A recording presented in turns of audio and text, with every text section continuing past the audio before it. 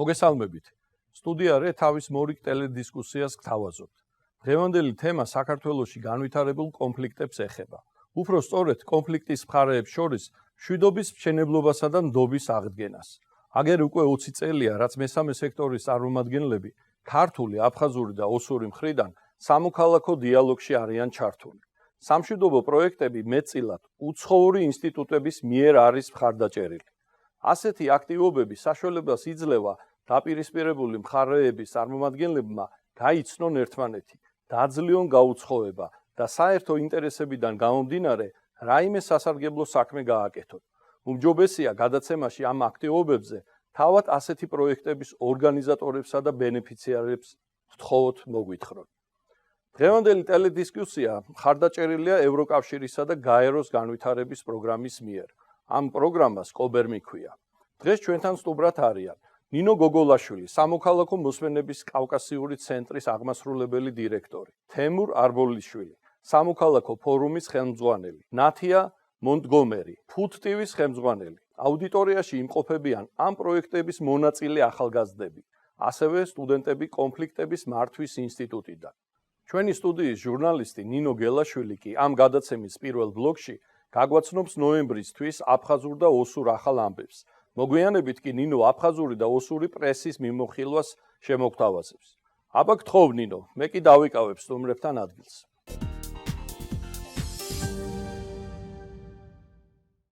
მოგესალმებით. ჩვენ მაყურებლებს კვლავ თავაზობთ აფხაზეთსა და სამხრეთ ოსეთში მომხდარი მნიშვნელოვანი ამბების დაიჯესტებს. მოგეხსენებათ ქართულ საზოგადოებას გვაკლია ინფორმაცია გამყოფი ხაზის მიღმა მიმდინარე მოვლენების შესახებ. ამჯერად წარმოგიდგენთ ვიდეო კოლაჟს, რომელიც ჩვენმა აფხაზმა კოლეგებმა თავისი შეხედულებით სტუდიარეს მაყურებლებისთვის მოამზადეს. ჩვენ ძალიან ვაფასებთ ამ თანამშრომლობას და აფხაზი ჟურნალისტების მიერ მოწოდებულ ინფორმაციას უცვლელად გთავაზობთ. მიუხედავად იმისა, რომ გარკვეულ საკითხებში სტუდიის ხედვა განსხვავებულია.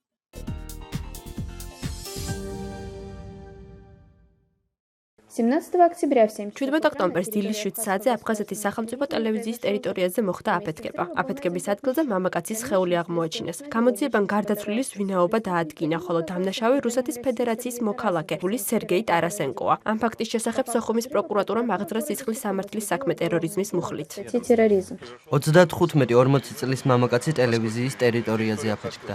უკვე 1 საათია მიმდინარეობს ადგილის ვიზუალური დათვალიერება.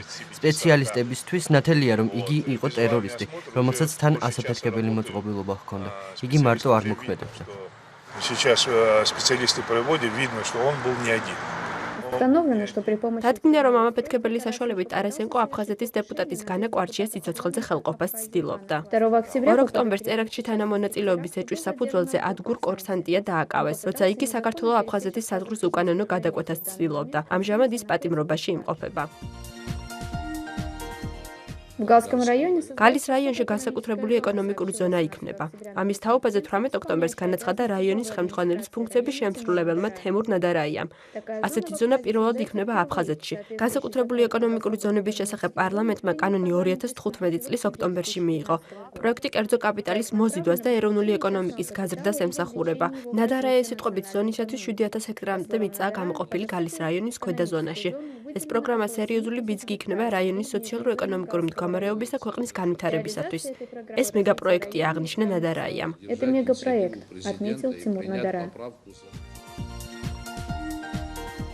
28 ოქტომბერს აფხაზეთის უმაღლესმა სასამართლომ განაჩენი გამოიტანა რუსი მეწარმის სერგეი კლემანტოვიჩის და მისი თანამგზავრი ოქსანა სკარედნოვას მკვლელობის გახმაურებულ საქმეზე. მათი მკვლელობა 2012 წლის სექტემბერში მოხდა აფხაზეთში. დანაშაულის ყველა მონაწილე მიიღო საშელი 13-დან 20 წლამდე მკაცრი რეჟიმის კოლონიაში. მკვლელობის შემკვეთს აფხაზეთის პარლამენტის დეპუტატ სასამართლო დარბაზშივე დააპატიმრების და 16 წლის პატიმრობის განაჩენი გამოუტანეს. 3 ნოემბერს მოსკოვში აფხაზეთის საგარეო საქმეთა მინისტრი დაურ კოვე რუსეთის საგარეო საქმეთა მინისტრ სერგეი ლავროვს შეხვდა.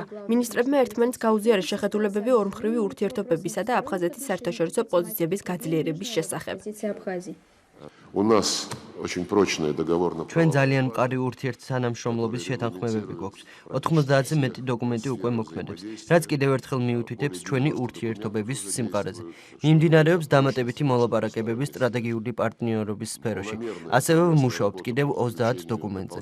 მოხარული ვარ გაცნობოთ, რომ გუშინ დუმამ სამხედრო ძალების გაერთიანების გადაწყვეტილების რატიფიცირება მოახდინა. объединенной группировки войск. 10 ноября 10 ნოემბერს აფხაზეთის პრეზიდენტმა რაულ ხაჯიმბამ გაფართოებული შეხვედრა ჩაატარა ქვეყნის საზოგადოებასთან, სადაც მონაწილეობდნენ მთავრობის წევრები, დეპუტატები, პოლიტიკური პარტიების და საზოგადოებრივი ორგანიზაციების წარმომადგენლები. შეხვედრის ინიციატორი თავად პრეზიდენტი იყო, რომელმაც იგი ქვეყანაში შექმნილ რთულ საზოგადოებრივ პოლიტიკურ სიტუაციას დაუკავშირა. ситуация в стране. Самое главное, я уже неоднократно თავარია და მე უკვე არაერთხელ მithქვამს, ჩვენ დავუმტკიცებთ საკუთარ თავს, რომ შეგვიძლია სირთულეების გადალახვა. მოვძებნოთ შიდა რესურსები, შევქმნათ პირობები ქვეყნის განვითარების და მოქალაქეების ცხოვრების გაუმჯობესებისათვის. ამ მიზნების მისაღწევად ძალიან მნიშვნელოვანია საზოგადოების მხარდაჭერა, რომელიც მზადაა. აიტანოს დროებითი სირთულეები, რომელიც რეფორმის პროცესს უკავშირდება და ამასთან ესმით რეფორმების აუცილებლობა და აქვთ მათი გრძელვადიანი შედეგების რწმენა. ჩვენ არასოდეს შეგვპირები ვართ სასწაულებს. ჩვენ ვთხოვდით საზოგადოების მხარდაჭერას რეფორმების და ცვლილებების ეკლიან გზაზე. на тернистом пути реформ и изменений. ეს იყო გასულ თვეს აფხაზეთში განვითარებული მოვლენებიდან ყველაზე მნიშვნელოვანი. შეგახსენებთ, რომ ვიდეო კოლაჟი მომზადებულია აფხაზი ჟურნალისტების მიერ და ჩვენის უცვლელი სახით შემოგთავაზეთ. ახლა კი შეგვიძლია ვნახოთ სამხრეთ ოსეთში მომხდარი მოვლენების დაიჯესტი.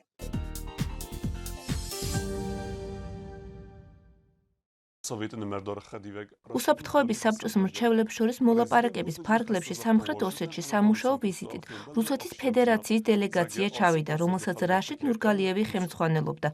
ვიზიტი 2 დღეს გაგრძელდა.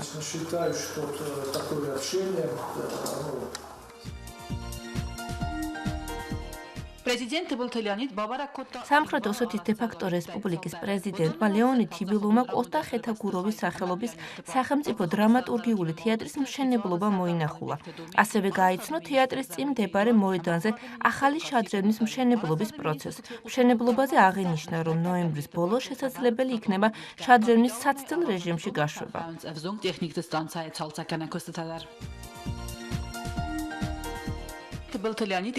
ლეონიდ თიბილოვი ცხინვალის რაიონის მაცხოვრებლებს შეხვდა. მოსახლეობამ პრეზიდენტ სოფლის მეურნეობის პროდუქციის რეალიზაციის საკითხის გადაწყვეტას თხოვეს.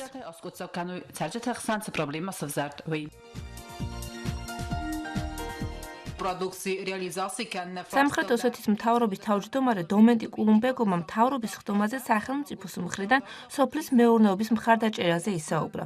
კერძოდ, საქმე ეხება რეალიზაციის ეტაპზე დახმარებას, როცა პროდუქტი უკვე მწიფეა. დომენტი კულუმბეგოვი ინიციატივით გამოვიდა, შეიქმნას რესპუბლიკაში ხილის შესანახი ადგილი, რომელშიც ფერმერები თავიანთ პროდუქციას ჩააბარებენ.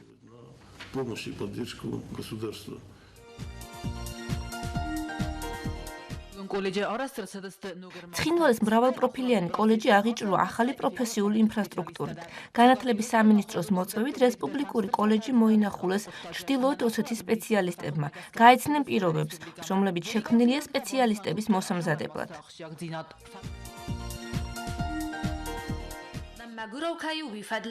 სამხრეთ ოსეთის რესპუბლიკაში ბევრი უჩივის ინტერნეტის ცუდ ხარისხს და მობილური კავშირგაბმულობის შეფერხებით მუშაობას. ბაზარზე ერთადერთი კომპანია მეგაფონი არის წარმოდგენილი. ადგილობრივების თქმით, მისი მომსახურება არასათანადო და ძვირია. ზაფხულში ახალგაზრდება მის წინააღმდეგ ხელმოწერების შეაგროვეს. მათ ერთი მთავარი კითხვა ჰქონდათ, რატომ არ არის ბაზარზე სხვა სატელეკომუნიკაციო კომპანია. სამხრეთ ოსეთის მთავრობის პირველი მოადგილე ალან ტეხოვი აცხადებს, რომ სხვა კომპანიები არ არიან დაინტერესებული სამხრეთ ოსეთში მუშაობით. მიზეზი კი აბონენტების სიმცირეა. სამხრეთ ოსეთში დაახლოებით 55,000 აბონენტია. ამ ამბების ნაწილი მოხვდა ქართულ მედიაში, უმრავლესობა კი ყურადღების მიღმა დარჩა. სტუდიარე უკვე რამდენიმე თვეა აკვირდება ქართულ, აფხაზურ და ოსურ მედიას. ჩვენი კვლევის შედეგებს გადაცემის ბოლოს გაგაცნობთ.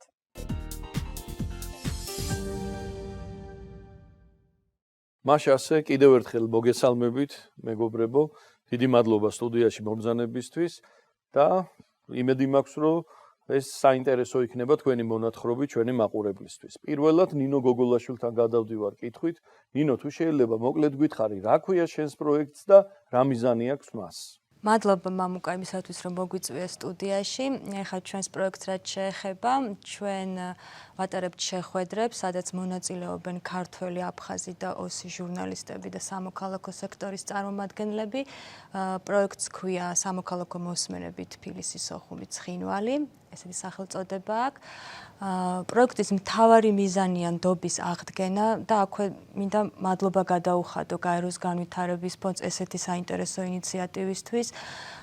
ხდება ფაქტიურად ძველი კონტაქტების აღდგენა და ფაქტიურად შეიქმნა ესეთი საინტერესო ღია სადისკუსიო სივრცე, სადაც ყველა მონაწილეს ეძლევა საშუალება გამოთქვას თავიანთი აზრი. მიუხედავად იმისა, რომ ხანდახან ეს აზრი განსხვავდება ერთმანეთისგან, მაინც ძალიან საინტერესოა, იმიტომ რომ ვთვლი, რომ ესეთ ფორმატებში და ესეთ დისკუსიაში მონაწილეობა ყოველთვის რაღაც არის ახალი ინფორმაციას ღებულობ და ძალიან მნიშვნელოვანია, რომ ერთმანეთს მოусმინოთ. დიდი მადლობა. ჩვენი გადამღებით ჯგუფი ერევანში, სადაც გაიმართა პირველი შეხვედრა, ხო თუ არ ვცდები, ესწრებოდა და ჩვენმა ჯგუფმა მოამზადა სიუჟეტი. თუ შეიძლება რეჟისორს ვთხოვ, რომ გაუშვას სიუჟეტი.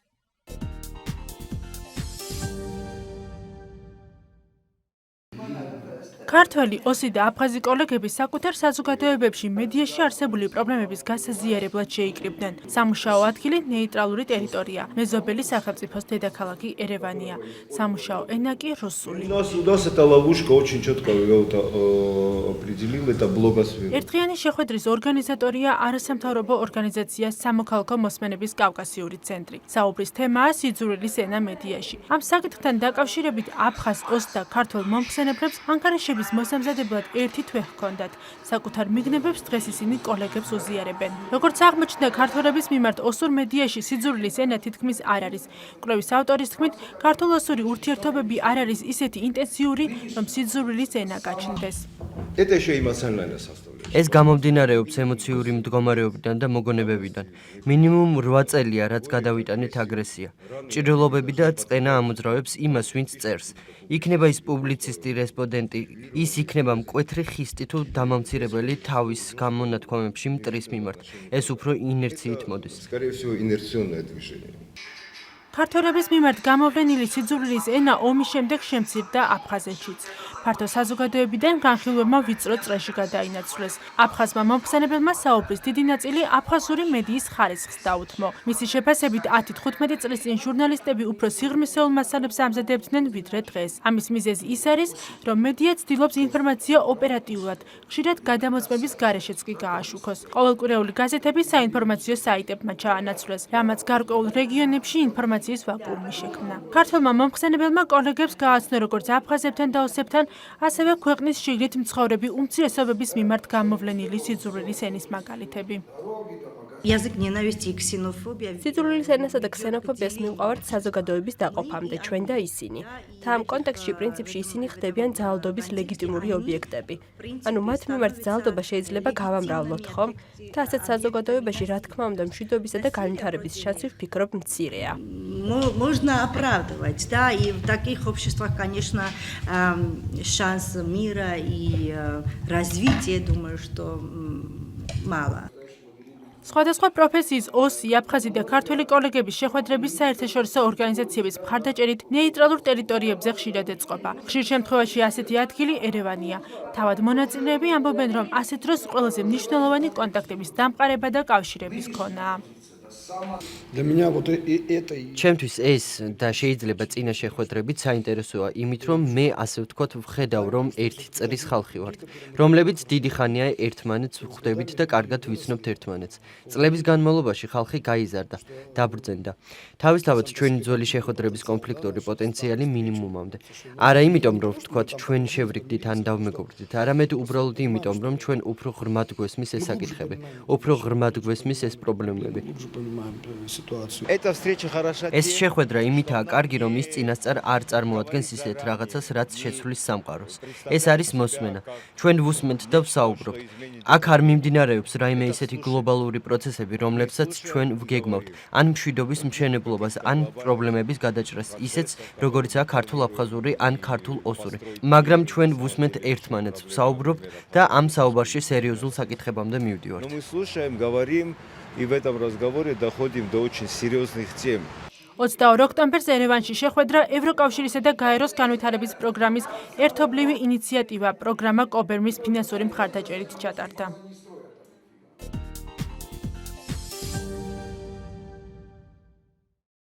მოკლედ ნინო ვნახეთ ძალიან საინტერესო ამბავი. მე ერთი რამე მაინტერესებს, აი იქ აუდიტორია, ოსური, აფხაზური, ქართული კრიტერიუმებზე თუ შეეთანხმდა და თუ ყველასთვის ერთნაირად არის სიძულვილის ენის დონე და შეფასება. აი ამაზე თუ ესეც საკამათო იყო, რომ თქვა სხვადასხვანაირად უყურებენ პრობლემას.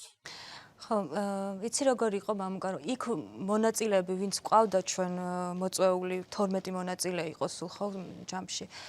ყველა მონაწილემ, რაც ჩემთვის იყო ცოტა მოულოდნელი, ანუ შეხვედრის დროს გამოიკვეთა ის, რომ ყველა მონაწილე თქვა ის, რომ ხო სიძულვილის ენის გამოყენება მედიაში არის ძალიან ცუდი და ზოგადად სიძულვილის ენა აღვივებს ქსენოფობიურ განწყობებს ჩვენ საზოგადოებაში. მე ძალიან მიხარია, რომ ამას ეს აღიარა ყველა მხარემ და ეს რაღაცნაირად წინ გადადგმული ნაბიჯია ყველა ჩვენთაგანისთვის. საქართველოში ჩვენთან არსებობს ძალიან ბევრი ორგანიზაცია, რომელიც აკეთებს მონიტორინგს, შენიცეს ვთქვათ, მედიის განვითარების ფონდია, ვთქვათ, ქარტია, ანუ არის ბევრი ორგანიზაცია, რომელიც აკეთებს მონიტორინგს. სოხუმში ასეთი მონიტორინგი არ ტარდება. ხო, თქვა ძალიან დაინტერესდნენ ისინი და ჩვენი მოკლედ კოლეგები ერთმანეთს უზიარებდნენ ამ მოსაზრებებს და მე ძალიან გამიხარდება თუ იქაც შეიქმნება რაღაც ამგვარი ინსტიტუტი და ისინი შეძლებენ რაღაცნაირად გაუწიონ მონიტორინგი იმას თუ რა ხდება მათ მედიაში. ძალიან კარგია. შემდეგი თემები ნინო განსხვავებული იქნება და რაზე იქნება? შემდეგი თემები, რაც ჩვენ გვაქვს კიდე 3 შეხვედრა ჩასატარებელი, ალბათ დაუთმობთ ერთ თემას ადამიანის უფლებებს, იქნება სამოქალაქო საზოგადოების როლი მშვიდობის მშენებლობაში და ალბათ ვიზა ლიბერალიზაციის პროცესი. ეს არის დაგეგმილი, ეს თემები იქნება დაგეგმილი შემდეგი შეხვედრებისთვის. დიდი მადლობა, კვლავ მოგიბრუნდებით. ქალბატონო ნათია, თუ შეიძლება ეხლა თქვენი პროექტი გაგვაცანით და ვისაუბროთ მის პერსპექტივებზე. დიდი მადლობა რომ მომიწვიეთ გადაცემაში. მე პირველად ვარ თქვენს სტუდიაში, ძალიან მომეწონა, ლამაზი სტუდია გაქვთ. ძალიან პროფესიონალური, ისეთი მართლა მოაქვს მესიჯი სერიოზული საზოგადოებისთვის და დიდი მადლობა პირველ რიგში კობერმს და UNDP-ს ესეთი შანსისთვის, რომ აძლევს ახალგაზრდებს, რომ ჩაერთონ ესეთ საინტერესო პროექტებში, რომ რაღაცა სიახლე შემოვიდეს მათ ცხოვრებაში, ერთი ნაბიჯით ზედმეტი გადადგან განვითარებისკენ, რაღაცა ახალი მუხტი შემოიტანოს თავის ცხოვრებაში და თავისი სიტყვა თქვან. აი ეს არის ზუსტად UNDP-ს დამსახურება, რომ მსოფლიოში განსხვავება შემოაქვს. ყველა ადამიანის გულში, ყველა ადამიანის ცხოვრებაში. ეხლა რა შეეხება თქვენს პროექტს კონკრეტულად? კი ბატონო, ჩვენი პროექტი ეს იყო ძალიან გემრიელი პროექტი. ეს არის კულინარიული პროექტი, რომელიც განვახორციელეთ და ეს არ იყო მხოლოდ კერძების მომზადება. სასომხეთში იყო ერევანში. ჩვენ აგრეთვე, რადგანაც ჩვენ ვართ კულინარიული ტელევიზია Food TV, წარვადგინეთ როგორ მოამზადო კერძი ეკრანზე, კამერის წინ და აგრეთვე food styling-ი. საერთოდ როგორც ტანსაცმელს ჭირდება სტილისტიკა და სტაილინგი, ასევე ჭირდება გაპრანჭვა კერძ თეფშზე.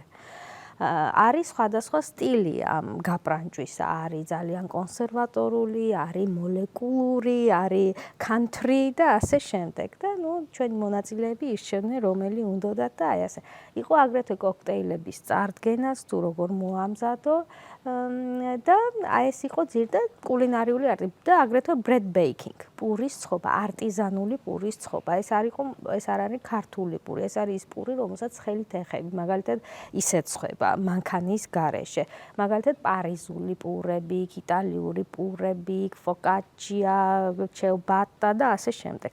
მოკლედ, ისეთი მუხტი იყო მთელი ჩვენი. ალბათო ნათია, უნდა გაგაწყვეტინოთ. თქვენ ჩვენ სტუდიაში მოგვიტანეთ პატარა სიუჟეტი, ხო? რაღაცა, რომელიც ასახავს იქაურ შეხვედრას. მე მგონი ეს აუდიტორიისთვისაც ძალიან საინტერესო იქნება.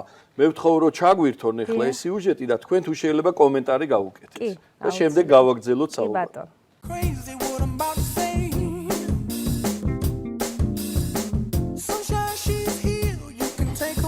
ეხლა ეს არის გამგზავრების მომენტიდან ჩვენ რომ მივედით სასტუმროში და აგრეთვე თვითონ ტრენინგის დროს მოწვეული ყავდა guest speaker-ები, მაგალითად იტალიელი შეფი, რომელმაც გაგვაცნო პასტის მომზადება საერთოდ დასაწყისიდან, აგრეთვე სედრაკ მამულიანი, ეს იყო სომეხი განთქმული შეფი, რომელიც აი ეს каци гахва. Ресторан, который является базовым рестораном общественной организации по развитию. Я сам родом из Грузии, ребята. Я родился в Марыновском районе. და მოგვიმზადა სომხური ტოლმა. სომხური ტოლმა ამ ადამიანმა და აი მსგავსი ტოლმა მერწმუნეთ უნდა მიირთვათ სასომხეთში. და თქვენც აღიარებთ რომ ესაა უნიკალური. აღიარებ რომ მართლა უნიკალურია, ეს კომშით მოამზადა და იყო რა საოცარი. აბსოლუტურად ჩვენი ტრენინგები არ იყო ის რომ მე ვამზადებდი ამ კეთს. ყველა ჯგუფი, ყველა ადამიანი ინდივიდუალურად იყო ჩართული ამ მომზადებაში, ყველა ამ ერთი და იგივე სხვადასხვა კერძებს ვამზადებდით ყველა ადამიანი და ამდენად ეს იყო hands-on relation-ი რა, აი ხელით რო ეხებოდნენ ყველაფერს და ამდენად სწავლის პროცესი იყო ძალიან ეფექტური.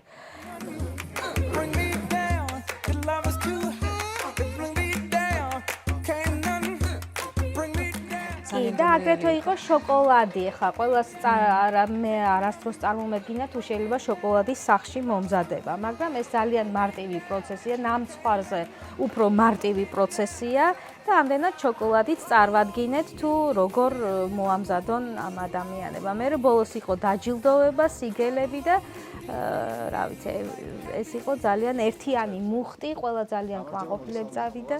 დიახ და ეს არის მე ტელეშოუები გავაკეთეთ თვითონ მონაწილეებისგან. და სხვათა შორის ეს ბიჭი იმდენად ისეთი ნიჭიერი აღმოჩნდა რომ უკვე გაფორმდა კონტრაქტი და Food TV-ზე წაიყვანს კოქტეილების გადაცემას. აი აფხაზი და ოსი მონაწილეებიც იყვნენ, ხო? არა, მხოლოდ აფხაზი. აი ისინი როგორ ჩაერთვნენ და რა შეუძლიათ მათ რომ განავითარონ შემდეგ? სხვათა შორის ერთ-ერთი იყო აფხაზური კერძი, რომლის მომზადება ვერ მოვასწარით, მაგრამ ისე გადმოგცა ერთ-ერთმა აფხაზმა მონაწილემ და ესე იგი ეს იყო უფრო ფიუჟენის სწავლება და არა ქართულის ან აფხაზური კერძის სწავლება. რაღაცა ახალი მუხტი იყო. ეს მე თვითონ ნიუ-იორკში მაქვს ეს კულინარიული ინსტიტუტი გავლილი და ეს იყო აი გადმოტანილი ჩემი ინტერპრეტაციით ზუსტად ის სწავლება, რაც მე ნიუ-იორკში გავიარე და აი მართლა იყო ეფექტური. თვითონ ჩვენი მონაწილე ერთ-ერთი აქ ბრძანდება და თვითონ შეუძლია ეს. კი, მივცემთ სიტყვას და შემდეგ რა გაგრძელება უნდა პოვოს თქვენი პროექტის ფარგლებში აი ამ პირველმა შეხვედრამ? გაგრძელებას როგორ ხედავთ? Sustainability, ანუ მდგრადობას. მდგრადობას დიახ. ისევ ხედავთ, რომ მაგალითად აფხაზი მონაწილეები ვინც არიან, ძალიან დიდი სურვილი აქვთ, რომ კულინარიული შოუ გააკეთონ ჩვენ აფხაზური კერძების პოპულარიზაცია მოხდეს ქართული ეთერით. აი ეს არის ძალიან კარგი. კიდევ მეორე არის ის, რომ არა მარტო კერძების, არამედ აგერ კოქტეილებით დაინახეთ. იგივე ერთი გოგონა იყო მაგალითად ყაზბეგიდან და შემოგთავაზა მთელი ამ ყაზბეგური national კერძების და ტურიზმის განვითარების სასაზღვრო ზონაა ეგეც და აგრეთვე იქნება გადაცემა აქედან ჩართული. ერთ-ერთმა აფხაზმა ძალიან ისეთი იზძელიებს აკეთებს, ძალიან საინტერესო ხელნაკეთობებს და დიდი სურვილი გამოთქვა, რომ აქ რეალიზაცია გააკეთოს საქართველოში, რაშიც ჩვენ ძალიან დავეხმარეთ და მოკლედ ეს გამოფენა გვექნება და მისი ხელნაკეთობების აგრეთვე გაყიდვაც, რაც ჩაის ისინია teapots covers როგორ არის ქართულად დაფასოვებული ჩაი? არა, აი ჩაიდანი რო შეფუთო თბილად და ეს არის ხელმოქსოვილი რაღაცა საოცრება. დასათმუნებელი ჩაიდის. იგივე აი მაწონი რო შეადედო, ეს არის ძალიან country, ისეთი პერსონალი, კი ძველი ტრადიცია, დაკარგული ტრადიციაა სხვათა შორის, მაგრამ აი ეს მოაქ ის ძალიან ძვირფასი, რაც ყველა ჩვენთაგანს გქონია, ჩვენ ბებიებიდან და ჩვენი წარსულიდან და ამდენად მე ვფიქრობ, რომ ამ გამოფენაზე ძალიან ბევრი ელოდება მის ხელნაკეთობებს და გაიყიდება ძალიან კარგად. დიდი მადლობა. ხო. ეხლა გადავალთ ბატონ თემურთან. ბატონი თემური წლებია მისდევს ამ მართლაც შესასრულს საქმეს, როდესაც ქართველ და ოს ახალგაზრდებს და არა მარტო ახალგაზრდებს ახვედრებს ერთმანეთს და ახორციელებენ ბევრ საინტერესო პროექტებს. ბატონო თემურ, ამჯერად სად იყავით, რა შეხვედრა გქონდათ და რა მიზანი აქვს თქვენ პროექტს, თუ შეიძლება გითხრათ? გამარჯობა კიდევ ერთხელ. მადლობა მოწვევისთვის. ჩვენ თქვენი პროექტის, თქვენი სტუდიის ხშირი სტუმრები ვართ და ეს ჩვენთვის ძალიან დიდი სტიმულია, უნდა გითხრათ. მაგრამ ამ გემრიელი პროექტის შემდეგ ახლა ვილაპარაკოთ ჩვენ შეხვედრაზე. უნდა ვილაპარაკოთ. იმედია პრეზენტაციაზე დავგვპატიჟებენ და სომხურ ტორმას და შოკოლადს იქ მე შევაფასოთ კიდევ ცალკე ხო? ჩვენი პროექტების გაერთიანება ის გემრიელობა რომ ესეთ მოაზროვნე პროექტს დაემთხვევა. ასე რომ ჩვენი ვიღას ეცლება სალაპარაკოთ. შვენიერი იდეა. მოგეთ ჩვენი პროექტი ასე ქვია პროექტს ეს არის Team of Trust, ნდობის ჯგუფი და ეს არის ქართველი და ოსი ახალგაზრდების, ახალგაზრდა ლიდერების თანამშრომლობის გაღრმავების პროექტი. ეს საპროექტო ინიციატივა მოდის ჩვენი ამის წინა პროექტიდან. ეს ჩვენ ქონა კარგი პროექტი ძალიან USPS Express, იქიდან წამოვიდა ეს იდეა და ის პროექტი თუ იყო უფრო შემეცნებითი, ეს პროექტი არის უფრო ანალიტიკური და აქედან გამომდინარე მისი მონაწილეები არიან ქართველი და ოსი სამოქალაქო სექტორის ხელმძღვანელები, ლიდერები, ანუ არა მხოლოდ აქტივისტები, არამედ ლიდერები, სხვადასხვა ორგანიზაციის წარმომადგენლები. და აქედან გამომდინარე შეერჩიოთ რთული იყო ჩვენთან მონაწილეების მიუხედავად იმისა, რომ ყოველთვის არის ძალიან დიდი აქტივობა განსაკუთრებით ქართული მხრიდან და ეს მისასალმებელია და ძალიან მე თვითონ მაყოფილი ვარ იმით, რომ ამდენი ახალგაზრდა ცდილობს ჩაერთოს მსგავს პროექტებში. ბატონო თემურ, თქვენს გაგაწყვეტინებთ. მე ვიცი, რომ თქვენი მასალებიც გვაქვთ, ვიდეო მასალები გვაქვთ ჩვენ. ფილმს ვაკეთებთ პროექტის ბოლოს კი. დიახ, ფილმის გაკეთებას აპირებთ, ესეც გავიგეთ. ეხლა ჩვენ ამას გავუშვებთ და თუ შეიძლება კომენტარი გააკეთეთ და შემდეგ საუბარი გავაგრძელებთ. კი ბატონო. ხომ არის ამის შესაძლებლობა? ერთი წუთი რა, თორსა მაგალითად პრობლემა. ეს არის ერთ-ერთი სამუშაო დღე. პროექტი ითვალისწინებდა 5 ამ ეტაპზე, რამდენიმე შეხვედრა იქნა დაგეგმილი. ეს პირველი შეხვედრა არის სერბეთში.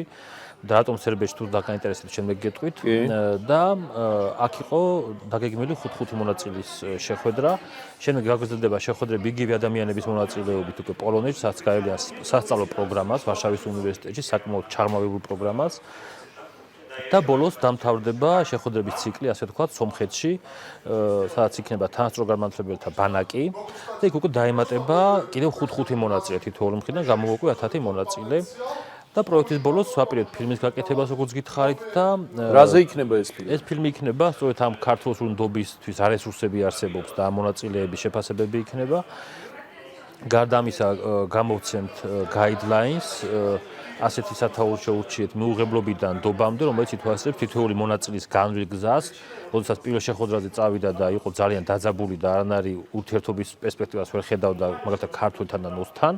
შემდეგ ამ ერთი წლის შემდეგ როგორ შეიცვალა მისი განწყობები და რომ შეიცვალა ეს ზუსტად ვიცი, იმიტომ რომ ჩვენ გვაქვს ჩატარებული ძალიან ბევრი კვლევა, გვაქვს გამოცდილებაც ეს მნიშვნელოვანია და აქედან გამომდინარე ასე დასრულდება ეს პროექტი, ბოლოს უკვე შეიქმნება ქართულ-ოსური ახალგაზრდული ნდობის ჯგუფი, რომელიც როგორც ცალკე პლატფორმა თანამშრომლობის და დიალოგის უკვე ფუნქციონირებს ჩვენგან დამოუკიდებლად. ასევე საინტერესო იყო მინდა გითხრათ ოსური მხარის ჩართულობის კოეფიციენტი, მათმა მონაწილეობამ ამ პროცესში განსაზღვრა ის, რომ კარგად ახსოვდათ ჩვენი ძველი პროექტი, რომელიც ჰქონდა ოსების აქტიური მონაწილეობით და დაახლოებით 30 მსურველი იყო, ხა ეს ცხინვალის სკოლობაზე საკმაოდ დიდია, დამიჯერეთ, იმიტომ 30-მა კაცმა გამოთქვა სურვილი. მაგრამ პრობლემები იყო თავისთავად, ეს პრობლემები იყო ის, რომ პრაქტიკულად ყველასთან მივიდნენ სახლში. ბევრ ადამიანს გადააფიქრებინეს, კგბ ქვია იქ ისე, იცით ეს ამბავი. ბევრ ადამიანს გადააფიქრებინეს წამოსვლა, შემდეგ მოგვიწია სხვა მონაწილის ჩასმა, შემდეგ საჭირო იყო მათი დატრეინინგება, მოკლედ ძალიან რთულ პროცესში მოუხდათ მათი პროცესის გავლა მოუხდათ, მაგრამ მაინც ჩამოვიდნენ, მაინც მიიღეს მონაწილეობა და ეს არის მისასალმებელი, იმიტომ რომ ჩათვალეთ რომ ბრუნდებიან შემდეგ სახლში, მათ რაელოდებათ არ იციან. და ისეთი ხალხი არიან, რომლებიც გმირობის ტოლფასია ჩემი აზრით, ხა მაგალითად შედარება არ მომიყვანო მე სადრო წავიდე რა მოხდება ამის შემდეგ, მაგრამ წამოვიდგინეთ, რომ მიდიხარ მტერთან შესახვედრად. თუმცა ჩვენი მესიჯი არის ძალიან ესეთი მათთვის ოსების, რომ თქვენ აქ არ მოდიხართ, როგორც გეუბნებიან ადგილზე სტრუქტურები, რომ გადასაბირებლად ვიღაცისთან რაღაც დასაბერბოვკებლად. თქვენ მოდიხართ იმის გამო, რომ თქვენ რა პოზიციაც გაქვთ, თუნდაც ჩვენთვის მიუღებელი ეს თქვა, როგორც თქვენ შემთხვევაში იყო ნინო ზუსტად. და ეს კომპონენტი უფრო ჩვენს არგუმენტებს აძლიერებს ხოლმე იქ, რომ ახალგაზრდები ჩართოთ. და განსაკუთრებით მნიშვნელოვანია ახალგაზრდობის ჩართულობა, იმიტომ ჩვენ სხვა მიმართულებით მუშაობთ, მაგრამ ეს კონფლიქტების კუთხესაც შეეხება. ძირითადად ახალგაზრდებზე მუშაობთ, იმიტომ რომ მათ აქვთ მეტი ინტერესი კონფლიქტის მოგვარების რატო, მათ საკუთარი ცხოვრების დაგეგმა უნდათ. მათ უნდათ იცოდნენ სად ისწავლიან, უკეთეს განათლებას სად მიიღების, შემდეგ სამსახურს სად იშოვიან. მოტივაცია მეტი აქვთ და ისინი არ იყვნენ ჩართულები ამ დაპირისპირების პერიპეტიებში ამ ბოლო 20 წლის განმავლობაში.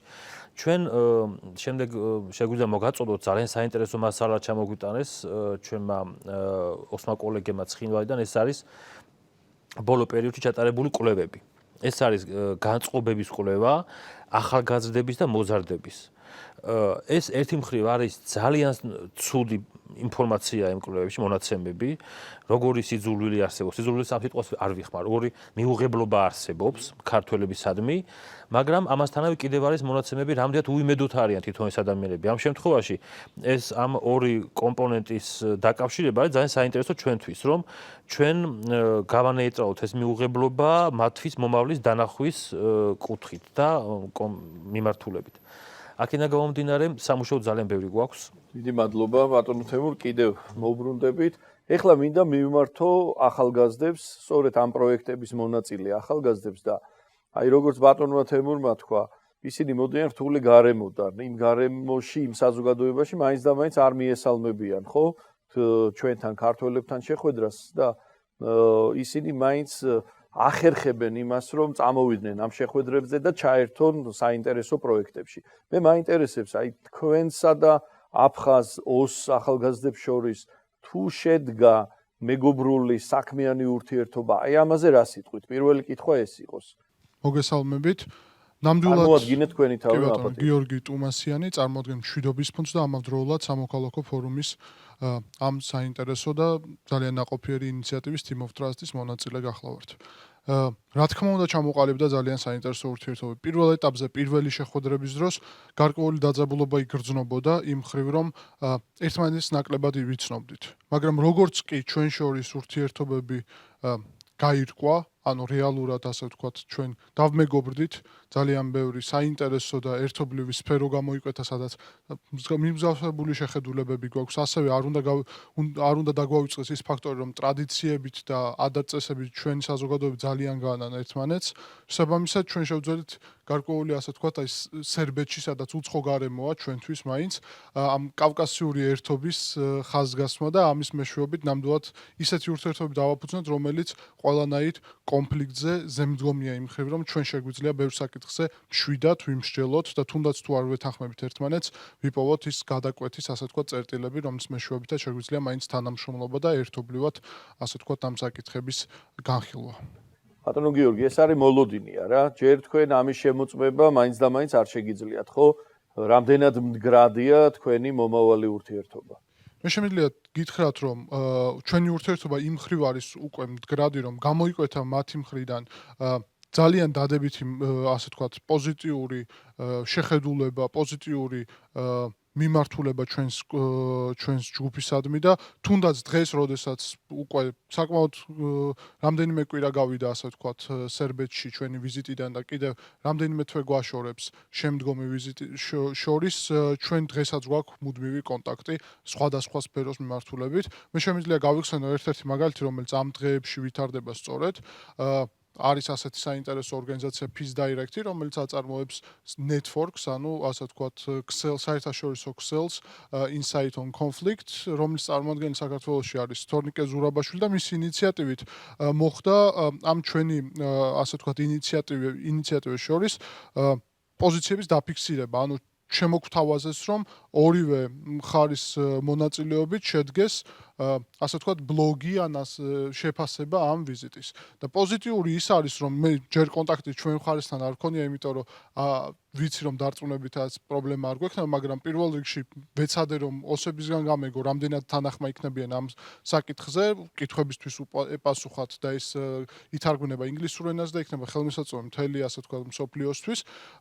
ძალიან გამიკვირდა და ასე ვთქვათ მოხარული დავრჩი იმით, რომ თანხმობა არის და მზად არიან თუნდაც იმ წნეხის გათვალისწინებით, რაც ბატონ თემურს ჰქონდა საუბარი ადგილობრივი უშიშროების სამსახურების გათვალისწინებით, მაინც ჩაერთონ ჩვენს ინიციატივებში და ეს კავშირები შეინარჩუნონ. ასევე გამოიკვეთა სურვილი არაერთის მხრიდან გააგრძელოს ურთიერთობა პიროვნულ დონეზე და მათ შორის თუნდაც ადამიანურ დონეზე ჩვენ ვნახეთ, რომ ბევრ სურს თუნდაც თბილისში ჩამოსვლა და ეს ბევრისთვის შეიძლება რაღაც საკრალური ოცნების დონეც იყოს, რაც პოზიტივს და იმედს გვაძლევს, რომ სამომავლოდ ეს შეიძლება უკეთესი პერსპექტივა, უკეთეს საქმიანობაში გადავიდეს და პერსპექტივა გვაქვს ამ მიმართულებით. დიდი მადლობა. თუ შეიძლება ეხლა სხვას მინდა ვკითხო, რა ბარიერები შეიმჩნეოდა და როგორ დაძლიეთ ეს ბარიერები თქვენ შორის? მოგესალმებით, მე ვარ ნინო სამხარაძე, წარმოადგენ სამოქალაქო ფორუმ მშვიდობისათვის. მე პირადად 3 წლის წინ ვიყავი ახალგაზრდული სამშვიდობო ექსპრესის მონაწილე, სადაც ქართველი და ოსი ახალგაზრდები 2 კვირის განმავლობაში ერთად მოგზაურობდით ავტობუსით სხვადასხვა ქვეყნებში. საკმაოდ დიდი ნერვიულობა შეიმჩნეოდა თავიდან, სანამ ერთმანეთს შევხვდებოდით, იმიტომ რომ ჩვენც გვეშინოდა მათი რეაქციის, იმათაც ეშინოდათ ჩვენთან დავუშვათ ურთიერთობის, მაგრამ 2 კვირის განმავლობაში არც ერთხელ არ ყოფილა კონფლიქტური მომენტი და ძალიან დავმეგობრდით ამ პროექტის განმავლობაში. ერთადერთი ალბათ რაც შეიძლება ყოფილიყო ხელის შემშალი, ისევ რაღაც ისტორია იყო და ამ მომენტების განხილვა, მაგრამ კამათიც კი არ ყოფილა არასდროს, პირიქით ძალიან გავუგეთ ერთმანეთს და შევდივით ერთმანეთის მდგომარეობაში, როდესაც ოსი ახალგაზრდები ყვებოდნენ იმ მომენტზე, როდესაც ომი მიმდინარეობდა და ჩვენი მხრიდან პირიქით ძალიან მხარდაჭერას გამოხატავდით და დღემდე 3 წლის შემდეგ გვაქვს ისევ ურთიერთობა, მიმოწერა და ერთ-ერთი მონაწილე გეგმავს რომ ჩამოვიდეს თბილისში და ამიტომ ძალიან ისე დიდი მოლოდინი გვაქვს. მაგრამ ეს ურთიერთობა ნამდვილად არ შეწყვეტილა პროექტის შემდეგ და პირიქით უფრო ხმავდება ჩემი აზრით. დიდი მადლობა. ჩვენთან სტუმრად არიან, როგორც ვთქვით, სადისკუსიო კლუბის წარმომადგენლები და მოდი ვკითხოთ თქვენ ახალგაზრდები. დიახ. ბეიქა დადაშქელიანი კონფლიქტების მართვის ინსტიტუტი. პირველ რიგში ვისმენ თქვენგან ამ ასე ვთქვათ, განხორციელებული პროექტის შესახებ აზრებს. მე მინდა კომენტარი გავაკეთო. პირველ რიგში ძალიან მნიშვნელოვანია მოხდეს საერთო სამოქმედო პლატფორმების შექმნა, რაც ხდება და მოხარული ვარ და მივესალმები. რაშიც გამოიხატება ამ ახალგაზრდების წარმომადგენლების ერთ სივრცეში მოქცევით. ნდობის აღდგენისთვის აუცილებელია პირველ რიგში დამყარდეს ასე ვთქვათ კომუნიკაცია, შემდგომ გადაიდგას ნაბიჯები ღიაობის თვალსაზრისით, რადგან თვითონ კომუნიკაცია და ურთიერთობების ასე ვთქვათ ინფორმაციების გასვლა გამოცვლა ხელს უწყობს ურთიერთობების დამყარებას და ასევე ეს არის მნიშვნელოვანი ფაქტორი, რომ დაიმსხვრას ტრის ხატთან არსებული ილუზია და მოხდეს დამოკიდებულებების სრულება, ასევე და განწყობების სწორი ფორმით, ანუ სწორი კუთხით ფორმირება. ეს მნიშვნელოვანია, იმიტომ რომ არსებობს ეგრეთ წოდებული გაფუჭებული ტელეფონის პრინციპი, რომელსაც არ უნდა მიეცეს საშუალება მოახდინოს ამ უძრავი, ასე ვთქვათ, არსებული უძრავი ფონის ხელის შეწყობა, არამედ უნდა მოხდეს უფრო მეტად დინამიკაში გადანაცვლება და დინამიკის შემოტანა, რადგან ამ ერთ სივრცეში მოქცეულ ახალგაზრდებს უნდა შეეუქმნათ პრეცედენტები და ჩვენც უნდა შევიტანოთ ამაში ძალიან დიდი წვლილი, რომ შემდგომ კონსტრუქციულობის დაფიქსირებით და ურთიერთობების, ასე ვთქვათ, დამყარებით ეს ყველაფერი გადავიდეს ტრადიციად და იქცეს ტრადიციად. დიდი მადლობა. კი ბატონო. ამის თუ არ დაამატებთ, რა თქმა უნდა, ეს არის პრობლემა, რომ არ არის ეს მასობრივი და ყველა ახალგაზრდას თავისი სურვილიდან გამომდინარე არ შეუძლია ჩაერთოს ასეთ საინტერესო პროექტებში. მე ვიცი, რომ თქვენი პროექტები ხშირად და ძირითადად როდესაც ბენეფიციარებს იყვანთ, კონკურსებს აცხადებთ, არა ბატონო თემურ, ესეა და კონკურსების შედეგად ხვდებიან. მაგრამ ისედაც შეზღუდულია, ახლა არ იმდენი ფონდი არ მუშაობს, ჩვენ არ ხელგვეწიფება ფონდების გარეშე აფხაზების და ოსების სადღაც წაყვანა, ისინი ხშირად არ თანხმდებიან ქართული ფონდების მიერ დაფინანსებულ პროექტებში მონაწილეობას. რიგი პრობლემებია, მაგრამ აი ეს ინიციატივა და ეს სურვილი ახალგაზრდებისგან, რომ მათ მეტი ინფორმაცია მიიღონ ამის შესახებ, კოორდინაცია მოხდეს, ჩაებდნენ უფრო უკეთესად, ეს მართლა საზრუნავია და ეს ჩვენი საზრუნავია. მე ძალიან მახარებს, რომ ახალგაზრდებს ეს აინტერესებს და ის სტერეოტიპი, თითქოს ჩვენ ხელი გვაქვს ჩაქნეული და გადადებული გვაქვს აფხაზეთის და სამხრეთ ოსეთთან კონფლიქტის მოგვარება, ეს არ არის მართალი და არის ამის ინიციატივები. აი თქვენ რა მოსაზრებები გაქვთ, აი როგორ შეიძლება რომ ეს უფრო პოპულარული გავხადოთ ჩვენ საზოგადოებაში, მეტი ადამიანი ჩავრთოთ და ამასთან ერთად ძალიან მაინტერესებს თქვენი პარტნიორები იქით როგორ მუშაობენ, აი ამის პოპულარიზაციას თუ ეწევიან, როდესაც უკან ბრუნდებიან.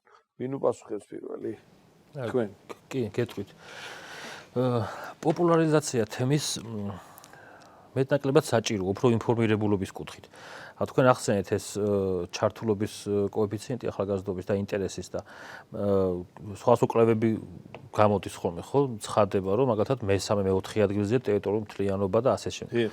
შესაძლოა ამ ეტაპზე ვიღაცის უმნიშვნელოვანია მაგალითად ლარის კურსი, მაგრამ ზოგადად თუ გავითვალისწინებთ, რომ საზოგადოება და ახალგაზრდობა განსაკუთრებით ძალიან დაინტერესებულია ჩვენ შემთხვევაში თუ მოვიყვათ, ამ შემთხვევაში ნიშნავს, რომ მაინც და მაინც არ არის აქტუალობის კუთხით ძალიან მე-3, მე-4, მე-5 ადგილზე ეს თემა ძალიან მნიშვნელოვანია.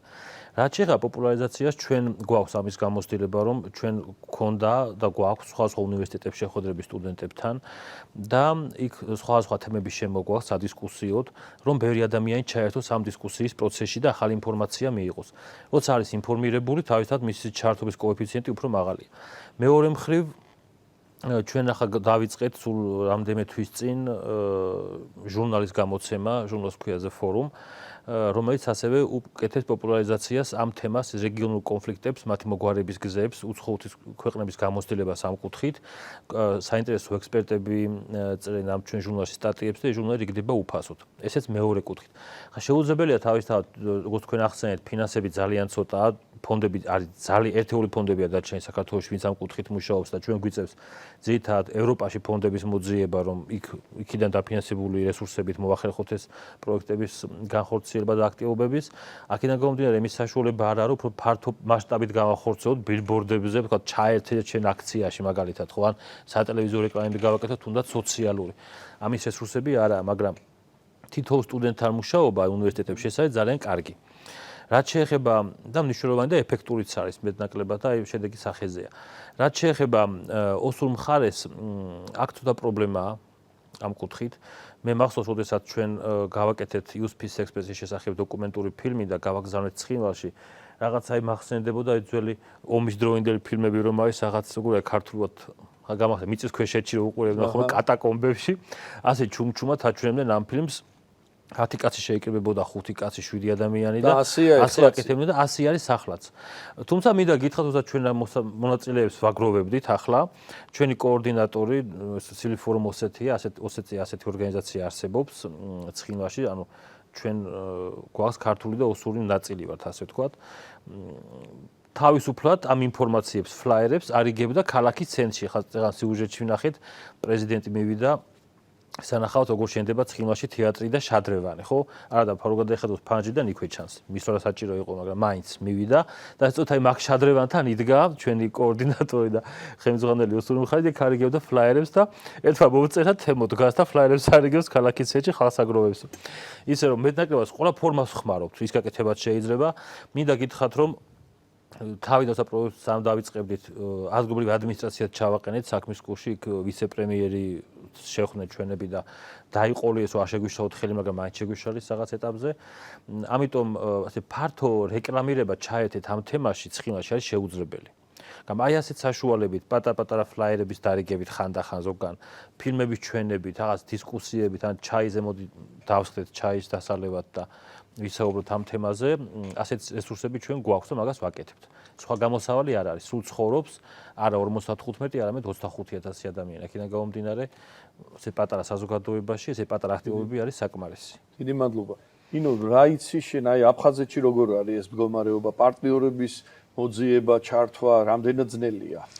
ანუ რა თქმა უნდა ძალიან ძნელია შენაბად ყველაზე კარგად იცი მამუკაროს ჩვენ მუშაობთ ისეთ თემაზე რომელიც საკმაოდ რთული განსახორციელებელია და მე მგონია რომ ჩვენ ყველა ვაკეთებთ მაქსიმუმს იმისათვის რომ მათთან რაღაცა შევიდეთ ნდობაში და მათ აუხსნათ ის რომ ჩვენ რაღაც მათ საფრთხეს არ უქმნით ასეთი ტიპის ღონისძიებების მოწყობით. არ ვიცი მაგრამ მე მგონი ჩვენ გამოგვივიდა ის რომ ჩვენ პარტნიორებს ოსეთშიც, სამხრეთ ოსეთშიც და აფხაზეთშიც რაღაცა დავარწმუნეთ ისენი რომ ჩვენი ნდობა აქვს ხო ხო ანუ ეს ნდობა მე მოვიპოვებ ფაქტიურად მაგათგან ამიტომ მე ხარ რაღაცა გზა გახსნილი მაქვს ესე ვთქვათ სირთულეებს ნაკლებად ვაწყდები თუმცა აი პირველ შეხვედრაზე შეიძლება მეტი სირთულეები იყოს ეხლა სირთულეები ნაკლები ანუ ხვდები რომ აინტერესებთ იმათაც და ბევრი მსურველია ერთადერთი ჩვენი კრიტერიუმი რაც არის ეს არის ინტერესი ჩვენ მიზნობრივი ჯგუფი მაინც ეს არის ჟურნალისტები და სამოქალაქო სექტორი და ნებისმიერ ადამიანს ვისაც აქვს ინტერესი რომ ჩაერთოს ჩვენ შეხვედრებში ჩვენი კარი ხია ანუ ეს საუბარი უნდა იყოს მართლაც მასტიმულირებელი იმისა რომ ახალგაზრდები თუ დაინტერესებული პირები უნდა ჩაერთნონ ან პროცესებში უნდა გამოიჩინონ ინიციატივები არ ჩვენ არ ვიცოდით თავის დროზე არაფერი მაგრამ ვისწავლეთ დავინტერესდით ანუ შანსი არის ამისა და მე მოუწოდებ აქ დარბაზში მისდომ ახალგაზრდებსაც რომ გამონახონ ამის სურვილი ოფსილა და მიაღწევენ ისინი ამას ეხლა კი თქვენის ნებართვით გადავიდეთ ჩვენი გადაცემის შემდეგ ბლოგზე და ჩვენს ჟურნალისტ ნინო გელაშვილს ვთხოვთ აფხაზური და ოსური მედია მიმოიხილოს.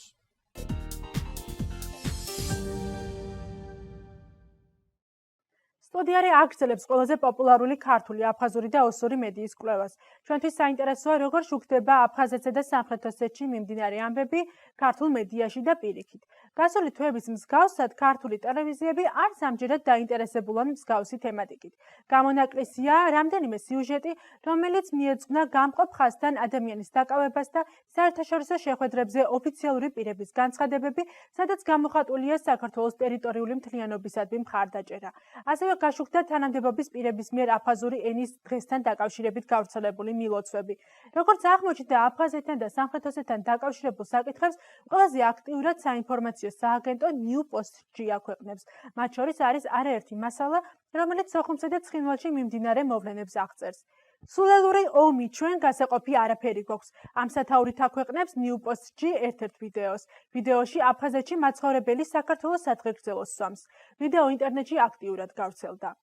Счастье пожелать, радости, любви, почета того, что заслуживает наша земля, это самурдаканская, абхазская, грузинская. Нам нечего делить в этой жизни. Мы самые родные люди в этой жизни.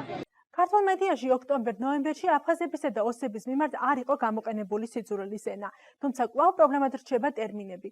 ქართული საზოგადოება არაერთგვაროვნად მოიხსენიებს აფხაზეთს და სამხრეთ ოსეთს და ადგილობრივ მთავრობას. გამოყენებულია სიტყვა სამაჩაბლო, რომელიც არ შეესაბამება არც ადგილობრივ და არც საერთაშორისოდ მიღებულ ნორმებს. ოსეთში შეუმჩნეველი არ დარჩა ქართველი სასულიერო პირის მიერ ნათქვამი სიტყვა სამაჩაბლო. მას საგარეო საქმეთა სამინისტრო გამოეხმაურა. განცხადებაში აღნიშნულია, რომ საქართველოს ეკლესიის წარმომადგენელმა სპეციალურად გამოიყენა ოსებისთვის შეურაცხმყოფელი ტერმინი სამაჩაბლო.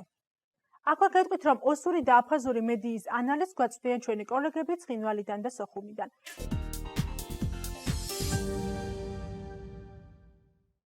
ოსურ მედიაში ქართველების მიმართ არაერთხელ გამოითქვა არაკორექტული და სიძულვილის ენის შემცველი კომენტარები. ერთ-ერთი ასეთი კომენტარის ავტორია სამხრეთ ოსეთის დე-ფაქტო რესპუბლიკის პრეზიდენტი ლეონიდ თბილოვი, რომელიც ქართველებს მოიხსენიებს არაადამიანებად, ხოლო რადიო ირის ეთერში ქართველების მიმართ გაიჟღერა სიტყვა მკვლელები. ოსური მედია ეხმაურება საქართველოს ევროინტეგრაციის პროცესსაც, ერთ-ერთი გადაცემის წამყვანის და სტუმრების თქმით, მიუხედავად იმისა, რომ საქართველოს სიღარიბის ზღვარს ქვემოთ მყოფი ქვეყანაა, მოსახლეობის უმრავლესობას სჯერა ბრიუსელის და ვაშინგტონის ლამაზი ზღაპრების მშვენიერი მომავლის შესახებ. როგორც ჩანს, სამხრეთ ოსეთში კვლავ მოელიან საფრთხეს საქართველოდან. ის, რომ თბილისში დროებით უარს ამბობენ სამხრეთ ოსეთში ტერორისტულ აქტებზე, ეს ჩვენ არ უნდა გვამშვიდებდეს, ნათქვამია განცხადებაში.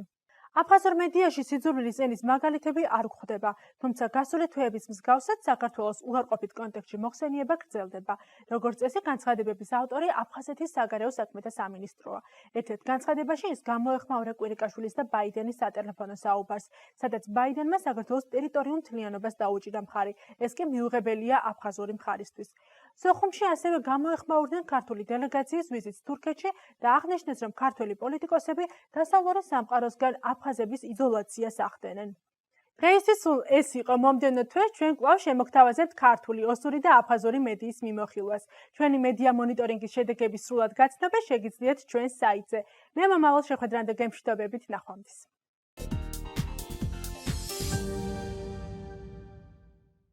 დიდი მადლობა ნინო.